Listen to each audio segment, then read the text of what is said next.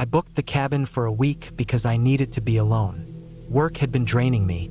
My phone never stopped buzzing, and the city noise never gave me a moment of quiet. The place I found online was in Montana, tucked away at the edge of a lake, surrounded by thick pine forest. The listing promised privacy, no neighbors for miles, and total silence except for the wind in the trees. It was exactly what I thought I needed. The first 2 days were perfect. The drive up had been long, winding dirt roads, patches of snow still clinging to the shoulders, and stretches where I didn't see another car for over an hour. The cabin itself was small but cozy. 1 bedroom, a small living area, a little kitchen, and a bathroom at the end of the short hall. The deck overlooked the lake, which looked dark and still even during the day. At night, it was just a black void. The first night I unpacked, made pasta, and sat out on the deck with a beer, listening to the wind move through the trees. There were no distant car engines, no voices, no streetlights, just blackness and silence. I slept with the windows cracked to let in the cold air. The second day, I explored a little. There was a narrow trail behind the cabin that led down toward the lake. The water was frigid when I touched it. Across the lake, the tree line was dense, no sign of any houses or docks. Felt untouched, like no one had been there for years. That night, I built a fire in the wood stove and read until I fell asleep on the couch. It was on the third night that something felt off.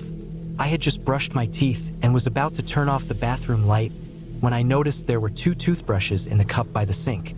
One was mine, still wet from use. The other was a dull blue one, the kind with a flat, cheap plastic handle. I froze, staring at it. I hadn't seen it before, not when I arrived, not the first 2 nights. I never even took my toothbrush out of my travel bag until I needed it. I stood there for a long time just looking at it.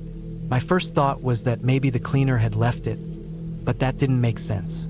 The cabin was supposed to have been empty for weeks before I got there, and it was far too remote for someone to just drop by. I picked it up. It was damp. The bristles were bent outward slightly, like it had been used a lot. The handle had a faint layer of white residue along the edges. I set it back down, my pulse in my ears. I didn't sleep much that night. I kept thinking about someone being in the cabin without me knowing. The door had been locked when I came in that evening. There were no muddy footprints on the floor, no windows open. I told myself it must have been there all along and I just missed it, but I didn't believe that. The next night, I decided to record while I slept. I had my phone with me, so I propped it up on the shelf in the living room, facing the hall that led to the bathroom and the front door. I left it recording and went to bed. I barely slept. Every creak of the cabin made me open my eyes. In the morning, the phone was right where I'd left it, still recording. I sat down with coffee and started scrubbing through the footage. For a while, it was nothing but darkness and faint sounds of the wind. Then, at 2:17 a.m., the bathroom light clicked on. The door opened and a man stepped out. He wore a heavy, dark jacket, unzipped, with something bulky in the pockets. His jeans were dark and soaked up to the knees. His hair was wet, plastered to his forehead. He stopped halfway into the living room and looked straight at the camera. He smiled. It wasn't a big smile, more like the corners of his mouth pulled up slowly, like he was letting me know he saw me. He stood there for several seconds, then turned toward the front door and walked out. I sat there staring at the screen, my coffee going cold. I didn't recognize him. He wasn't anyone I'd seen in town, and I hadn't seen anyone near the cabin since I'd arrived. I felt my hands shaking. I rewound the video, looking for any sign of him coming in earlier, but there was nothing, no movement until that moment. The front door had been locked when I woke up. There was no sign of it being forced. I told myself to pack and leave, but I wanted to watch it again to make sure I wasn't imagining things. The second time through, I noticed something I'd missed before. As he stepped out of the bathroom, there was a faint sound, a steady patter, like water dripping on the wooden floor. When I looked closer, I could see it. Drops falling from his jacket and jeans, leaving a trail toward the door. He'd been dripping the entire time he stood there, smiling at the camera. The lake was maybe 30 yards from the cabin. I didn't bother calling the host. I didn't pack neatly. I just shoved everything into my bag, grabbed my keys, and left the dishes in the sink. I didn't check under the bed, didn't open the bathroom door again. I threw my stuff into the car and drove fast down that narrow dirt road, not looking in the rearview mirror. It took over an hour before I hit the highway, and even then I didn't feel like I could stop. My phone kept buzzing in the cup holder, probably notifications, emails, but I didn't touch it. When I finally pulled into a motel 2 towns over, I locked the door and sat on the bed, trying to calm down. My hands were still shaking when I opened my phone to look at the footage again. I wanted to be sure I wasn't losing my mind, that I'd actually seen what I thought I saw. I watched it from the start of that moment again. The bathroom light comes on. The man walks out. He looks at the camera. He smiles. But this time I noticed something else. When he turned toward the door, he didn't just leave. He stopped for a moment, bent slightly, and reached into his jacket pocket. When he pulled his hand out, I could see something long and thin hanging from it. My toothbrush. I haven't been back to Montana since.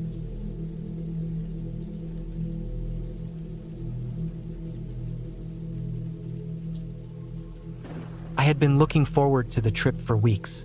I'd booked the cabin in Colorado after seeing it listed online. The photos showed a small wooden place tucked halfway up a mountainside, with a big front porch and tall pines all around.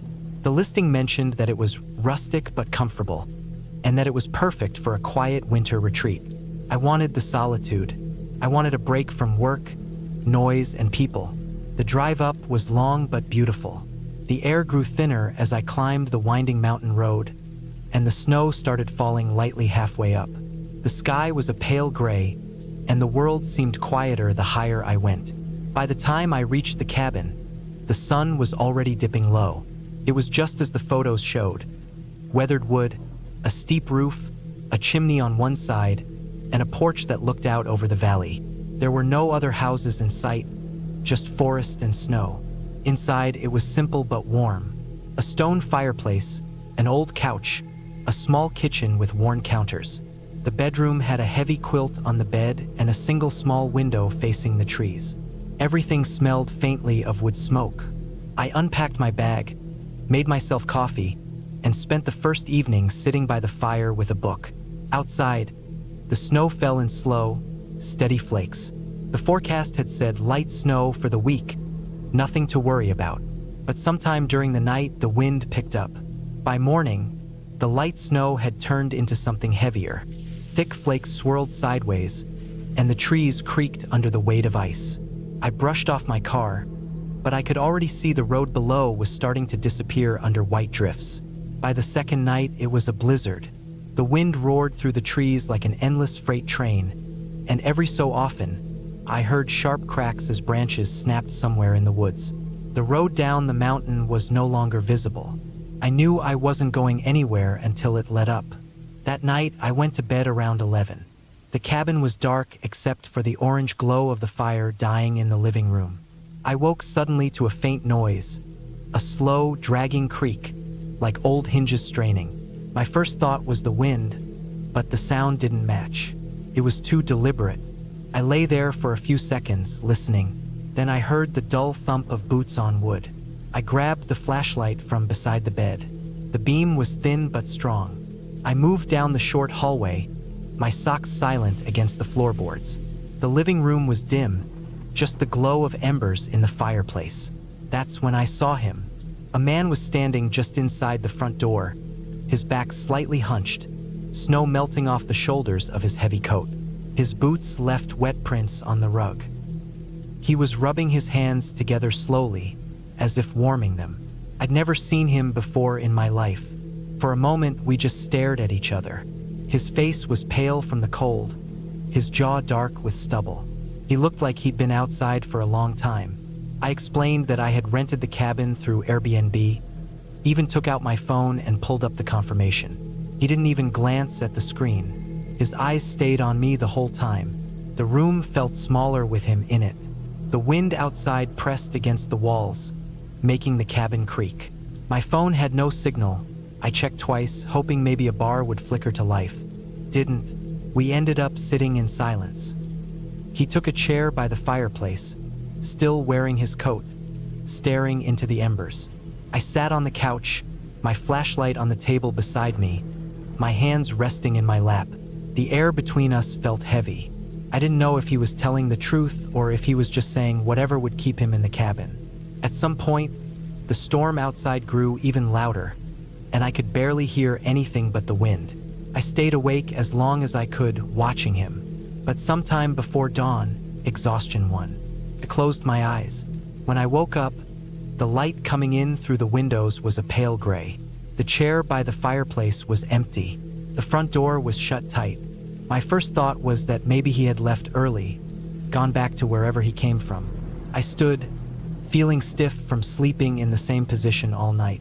That's when I noticed my keys weren't on the table where I'd left them. I tore through my bag, the kitchen counter, under the couch cushions. Nothing. The key ring had my car keys, my apartment key, everything. I even checked outside, thinking maybe they'd fallen from my pocket. The snow was knee-deep now, and there were no fresh tracks anywhere near the cabin except for mine from the night before. I knew then that I had no way of starting my car, even if I could dig it out. My stomach turned as I realized the nearest place with people was miles away. I packed what I could carry into my backpack: water, some food, a change of clothes, and layered on everything warm I had. The hike down was brutal. The snow was soft and deep, every step sinking almost to my knees. The cold bit at my face until my cheeks felt numb. My gloves soaked through halfway down. I kept looking over my shoulder, half expecting to see someone following. The trees groaned under the weight of snow, and now and then a branch dropped with a muffled thud. After almost 3 hours, I reached a plowed road and followed it until I found a gas station. I must have looked like I'd crawled out of the woods after days. The clerk let me use the phone to call the police. 2 officers drove me back up the mountain in their SUV. The road to the cabin was still half buried, but we managed. Inside, everything looked exactly as I'd left it, except my keys were gone. No footprints outside, no sign anyone had been there since me. They searched the area, asked me to describe the man. I told them everything I could remember: his coat, his height, his face. Later, one of them told me they couldn't find any record of him. No reports of anyone matching the description. They also told me there was no record of that cabin ever being rented. It was owned by a company that had bought up several properties in the area, but this one hadn't been listed for years. I showed them the Airbnb listing on my phone. When they tried to pull it up, it was gone. No photos, no address, no trace. I never got my keys back. I had to have my car towed off the mountain and my locks changed back home. For weeks afterward, I kept thinking about that night. How he'd stood in the doorway with the snow still clinging to him. How calm he'd been. How he hadn't asked me a single question. And how, when the storm cleared, he was gone without leaving a single footprint behind.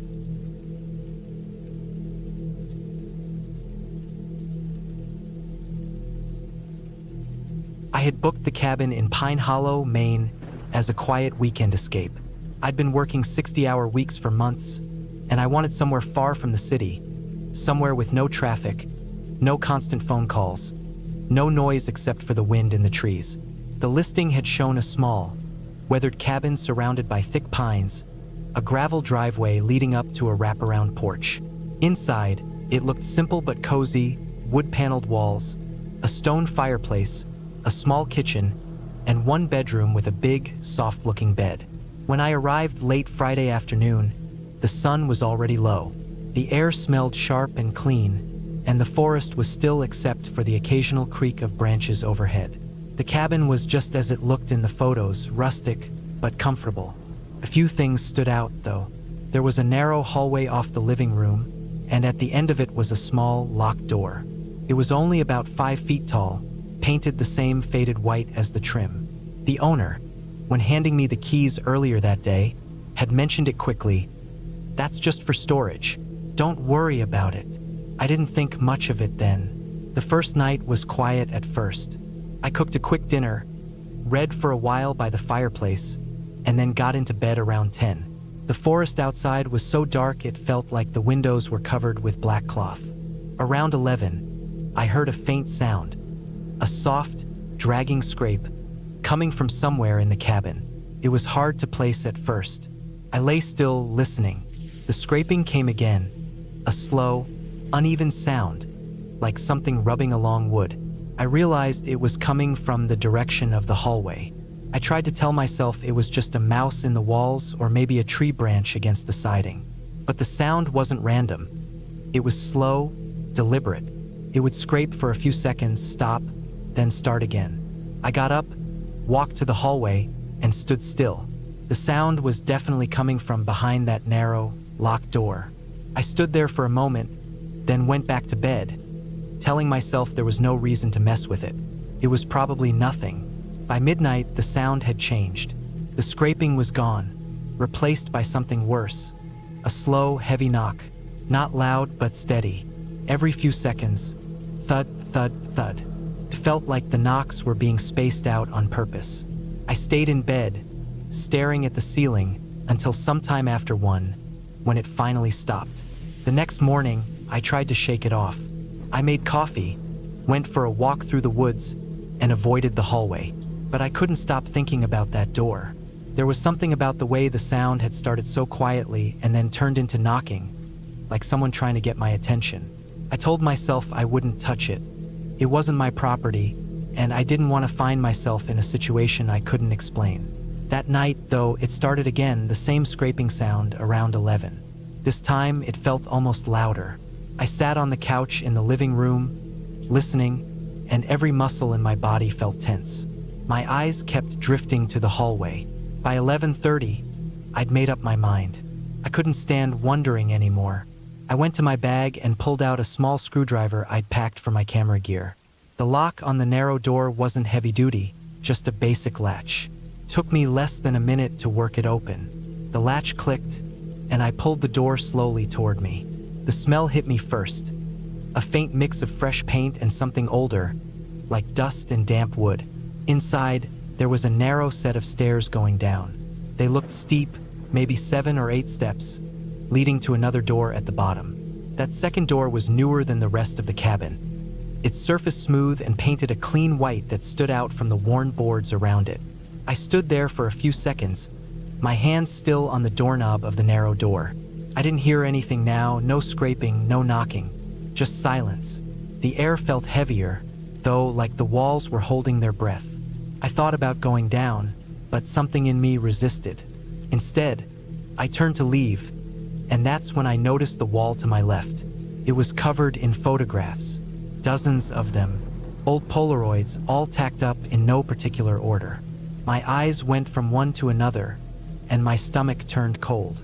Every single photo was of people sleeping in the cabin's bed. The angle was always the same, like the photographer had stood at the foot of the bed or just to the side. Some were of couples, some of single guests. In a few, the faces were turned toward the camera, mouths slightly open, unaware. And then I saw one that made my throat tighten. It was of me, from last night. I was on my side, my head half buried in the pillow. My hair was messy, my mouth slightly open. The blanket was pulled up to my shoulder. It was so recent I was still wearing the same shirt I'd tossed into the laundry bag that morning. I froze. My mind went blank except for one sharp, simple thought. Someone had been in the cabin with me last night, standing over me while I slept. I didn't think. I didn't go back for my bag, my clothes, or my toothbrush. I turned, walked quickly out of the hallway, grabbed my car keys from the table, and left. The cold night air hit me like a slap, but I didn't stop. I got in the car, started the engine, and pulled out of the driveway so fast that gravel sprayed behind me. I drove until I found a gas station on the edge of town. Inside, the lights were bright, and there was a single cashier behind the counter. I stood there for a moment, catching my breath, and then I asked if there was a local sheriff's office nearby. He pointed me toward a phone on the wall, and I called. My voice was shaking as I explained what I'd found. An officer met me there about 20 minutes later. I gave him the address and told him everything I could remember, from the sounds behind the door to the photographs. He didn't say much, just wrote it all down and told me they'd check it out. Later, I got a call back from the sheriff's office. They told me the cabin's owner had been taken into custody. He'd been living in a small space behind that second door in the basement, with a hidden entrance through the outside wall.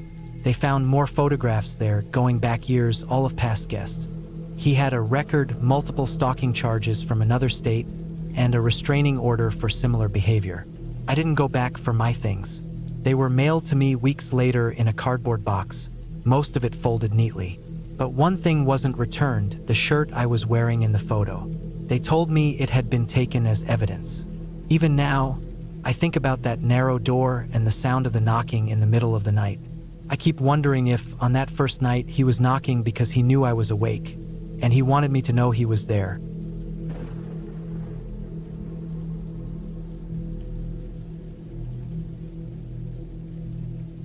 A few years ago, I booked a small rental cabin in Oregon for a short break.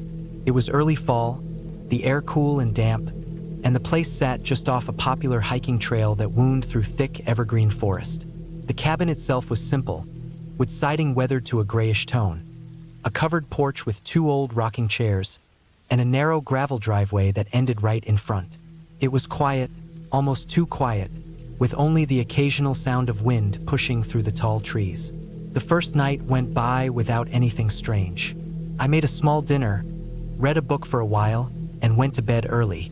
The air smelled faintly of pine and wet soil through the cracked bedroom window. The next day, I spent most of my time walking along the nearby trail, enjoying the silence and the way the forest seemed endless in every direction. I didn't see many people, just 2 joggers in the morning and a family with kids later in the day. When I got back to the cabin that evening, I noticed something odd. On the porch, leading right up to the door, were muddy footprints, barefoot prints. They were small, maybe a woman's, and the mud was still dark and wet enough to smudge if touched. The thing that unsettled me was the fact that I had swept the porch clean earlier in the day after tracking in some leaves. So I knew these prints weren't there before. They seemed fresh, the edges still sharp. It had been raining lightly off and on all afternoon, so whoever made them had been here very recently. I didn't think too much of it at first, trying to tell myself it could have been some hiker cutting through the area, maybe even a kid. But the prints weren't rushed. They were slow, evenly spaced, and came directly from the side of the porch steps, not from the driveway. Whoever it was hadn't approached like a visitor. More like they'd come in from the woods. That stuck in my head. The next morning, I set out early for another hike. The air was heavy with mist, and drops of water clung to every branch and leaf. About halfway down the trail, I came across a park ranger standing near a trail marker. He looked to be in his 50s, wearing the standard green uniform and a cap pulled low. I mentioned the footprints just in passing, thinking it might be something worth noting if people were wandering near private rentals. The way his expression changed was immediate, the kind of look that goes flat and serious all at once. He told me not to go out at night. He didn't say it like a casual suggestion. It was low, controlled, like a warning. Then he mentioned a woman who had gone missing from the area about a month ago. I didn't press for details. I just nodded and kept walking. That night, I couldn't shake the thought of the footprints. I locked every door and window before bed, checked them twice. I left the porch light on, though the light barely reached past the first few feet of the steps. Sometime after midnight, I woke up. At first, I wasn't sure why, no loud noise, no movement in the cabin. Then I heard it, breathing. It wasn't heavy, panicked breathing. It was slow, steady, and close. It was coming from just outside my bedroom window. I froze completely, my body tense, every muscle locked. The cabin walls were thin, and the sound came through clearly, like the person was only inches away. My first thought was not to move. My second was not to breathe too loudly myself. I lay there, staring at the faint outline of the curtain in the dark, my heart thudding so hard I could feel it in my throat. The breathing didn't speed up or slow down. It stayed even, calm, like whoever was out there was just standing still. I don't know how long it lasted, maybe a few minutes, maybe longer. I was too scared to look. I thought about grabbing my phone, but it was across the room, and any movement felt dangerous. Eventually, the sound faded, and I couldn't tell if the person had walked away or was just standing farther off. I stayed awake until dawn, barely moving under the covers, listening for any sound at all. When the gray morning light came in through the window, I finally got up. My mouth was dry, my body stiff from staying in one position so long. I opened the front door and stepped out onto the porch. The footprints were back. This time, there were more of them. They went around the cabin completely, a full circle, as if someone had walked slowly around the place during the night. The spacing between them was the same as before, not rushed, not running, just moving with steady, deliberate steps. There were even a few spots where the prints stopped for a moment, the mud darker in one place, like they'd been standing there for a while before continuing. I stood there for a long time, looking at them. They started and ended in the same place, off the porch into the trees. The woods beyond the cabin were dense, full of undergrowth, the kind of place where a person could step just a few feet in and vanish completely from sight. Something in me shifted then. I'd been trying to tell myself this was nothing. Maybe a lost hiker, maybe some odd local habit. But the thought of someone circling the cabin at night, stopping to stand outside my bedroom window, was something I couldn't explain away. I went inside, packed my things as quickly as I could, and loaded my car. My original plan had been to stay another 2 nights, but I didn't want to be there for another hour. As I drove away, the narrow gravel road felt more isolated than it had when I arrived, every bend in the trees blocking my view behind me. When I got home, I couldn't stop thinking about it. I searched for the missing woman's name online. The first few results were news articles. She was in her early 30s, lived in a nearby town, last seen hiking alone on one of the trails near where I'd been staying. Friends had said she knew the area well, had been there many times before. No trace of her had ever been found. No belongings, no confirmed sightings, nothing. The search had gone on for weeks, but eventually the updates stopped. There were a few forum posts, too, from people who lived in the region. They talked about how she wasn't the only one to disappear in that stretch of forest, though she was the most recent. Some mentioned strange encounters on the trails, seeing someone watching from a distance, hearing footsteps follow them when they were alone, finding barefoot prints in the mud far from any campsite. I didn't tell anyone about what I'd seen at the cabin. Not in detail, anyway. I just said I'd cut my trip short because of bad weather. But even now, I think about those footprints. The way they circled the cabin, the way they stopped outside my window, the calm breathing in the dark. It didn't feel like a random act. It felt like someone was checking the place, learning its layout, seeing if anyone inside would react. And I keep wondering what would have happened if I'd gotten up that night, if I'd pulled the curtain back to look. Whoever it was had been close enough to touch the glass, close enough to see me if I'd moved, and maybe, just maybe, close enough to come inside.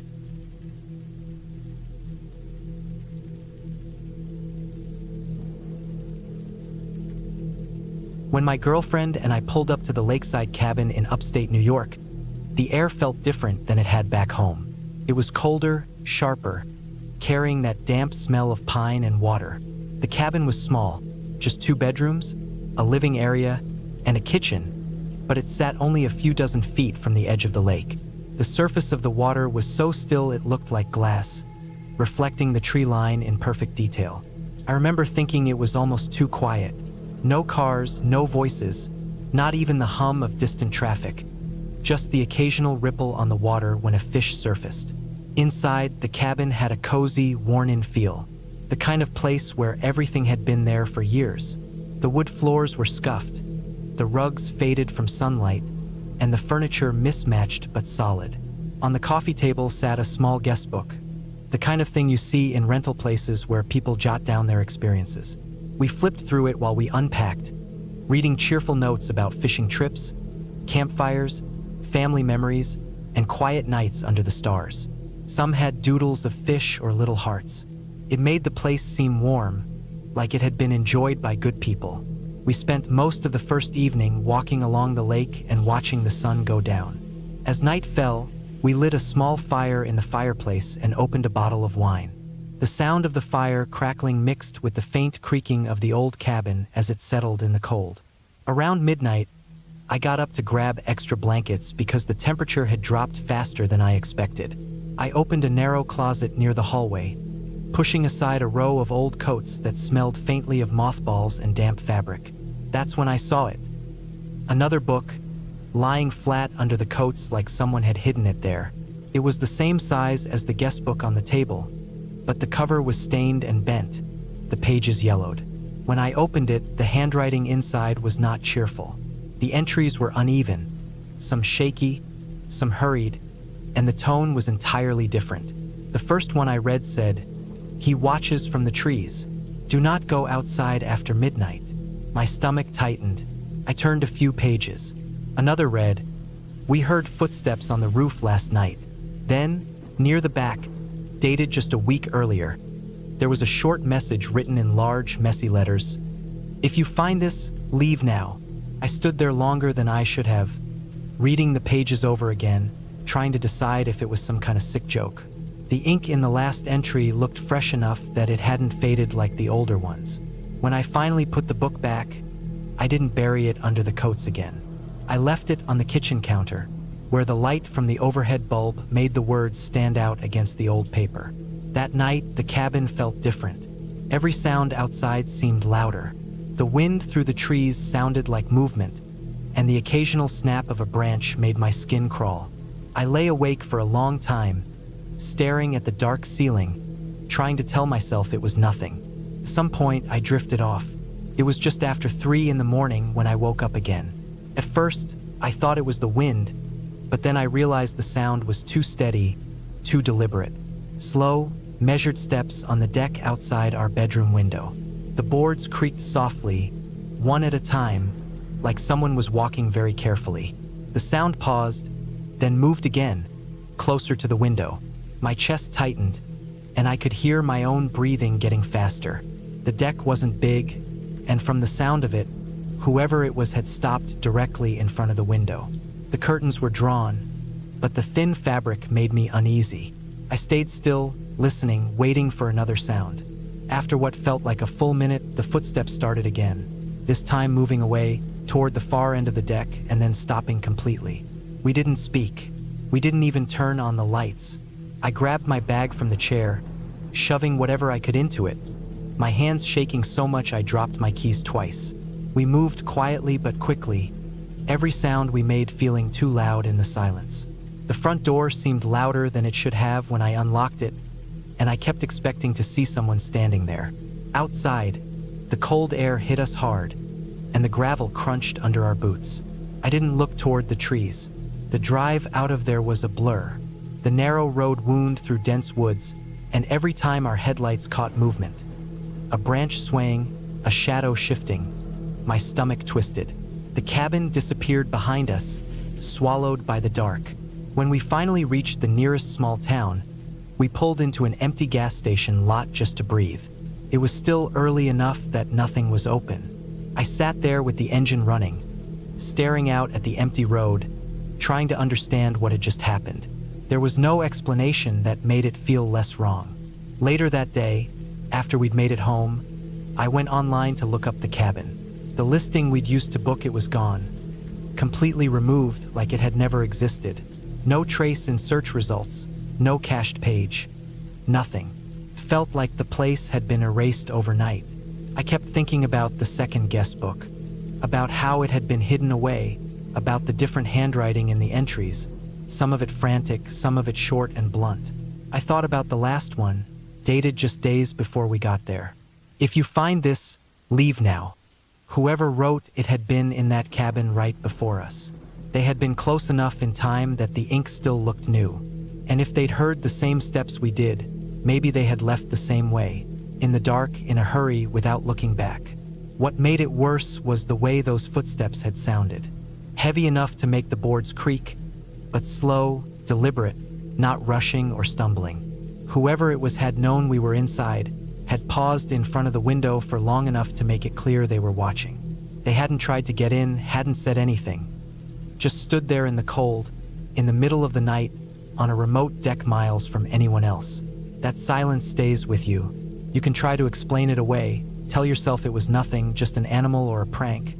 But there's a point where that doesn't fit anymore. We had read warnings written by people before us, and then hours later heard the same thing they had. There was no reason to stay and wait for more. Sometimes I wonder who wrote those earlier entries. If the he they mentioned had been the same person we heard, If it was one man who came back over and over, watching new guests from the tree line until the right time to get closer. And I think about how the only reason we even knew to be on edge was because of that hidden book. If I hadn't been looking for blankets, I wouldn't have found it. I wouldn't have been lying there waiting for something to happen. I wouldn't have been ready to leave the moment we heard the steps. The cabin might still be there, sitting empty by the lake, or maybe someone else bought it and pretends nothing ever happened. But I'll never go back. That stretch of road through the woods, the still water, the quiet that felt too heavy, it all belongs to that night now. And even if the listing comes back someday, with new photos and cheerful notes in a fresh guest book, I'll know it's hidden under the coats in the closet.